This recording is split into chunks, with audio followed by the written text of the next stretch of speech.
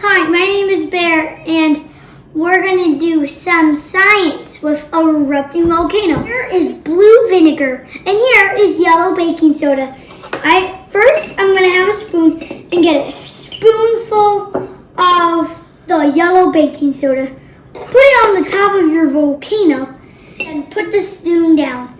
Now you're going to use the blue vinegar. Drop just 2 drops softly into the volcano. 1, 2.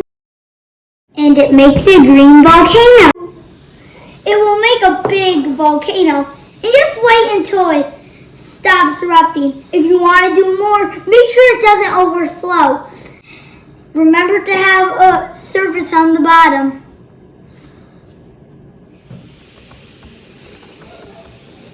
This slide will go boom.